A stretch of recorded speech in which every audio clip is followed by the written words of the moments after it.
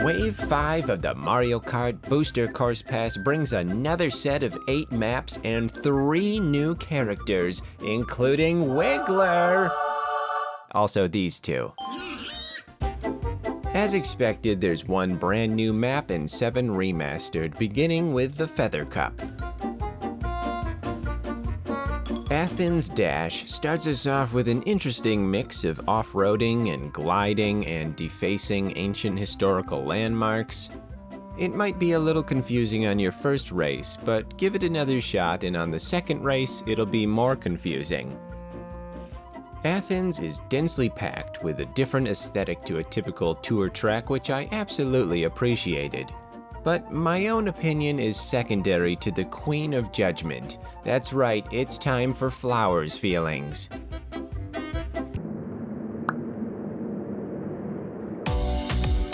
Daisy Cruiser is a fairly straightforward map that starts you off on the top of a cruise ship and sends you down below where there's a tiny leak that no one seems to be concerned about in the slightest. Tables are sliding around, Goombas are getting well-deserved rest. It's exactly what you'd expect from a modern-day cruise. It's not overly complicated, so I don't think anyone will be confused by this track. I take it back. Moonview Highway is yet another entry into the Mario Kart Highway saga. This one has a bridge and a tunnel and a road. It also has cars. There's multiple lanes.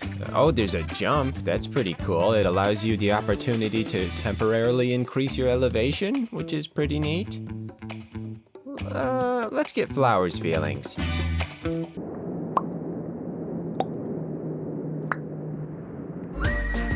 The brand new track finishes off the Feather Cup with a larger-than-life bath time adventure. In squeaky clean sprint, you drive through an overflowing sink, a giant bathtub with a lot going on, and even make your way through the plumbing system. There's so many intricate details to see, it'll take a dozen laps to see it all, and by that time your body will have shriveled up to a raisin, so you won't need to take a bath for quite some time. Let's see how Flower feels about it.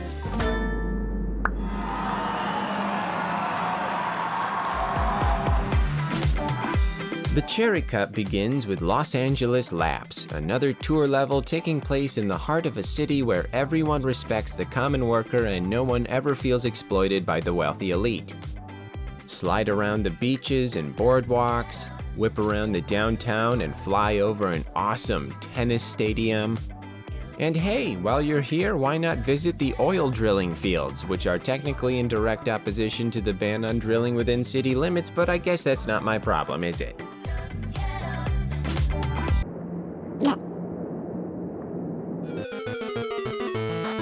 Sunset Wilds is one of the most old-school feeling tracks, with a minimalist layout and the typical multicolored borders. There's not a ton to look out for aside from shy guys that are really counting their chickens before they hatch and little puddles that slow you down ever so gently. Aside from a couple hills, there's not much verticality, but the lighting is as beautiful as ever. Flower?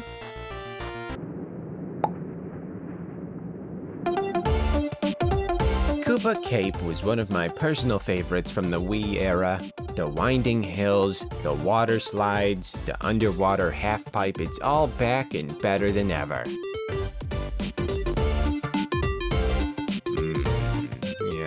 Note to self, edit this part out. If you're a fan of water levels, you'll be right in your element. If you're a fan of Goombas standing around doing nothing, you'll be even more in your element. It's got quite a few sharp turns to navigate, but it's overall a fun and refreshing venture. What do you think, Flower? I'll take it. The last edition is Vancouver Velocity, another tour track which everyone has been yearning for, right? An interesting nighttime location with a couple pedestrian bridges that are in no way safe for automobiles. There's a colorful city, but the background itself is probably the best part, with the northern lights making an all too brief appearance on the horizon. There's also an ice skating rink that you get to go through twice in case your eyes were closed the first time. Bring us home, Flower. Nah. That's fair. So which is your favorite track from this wave? And will you ever race as anyone other than Wiggler? Let me know in the comments or work on your telekinesis so we can avoid technology in its entirety. Happy racing, everyone!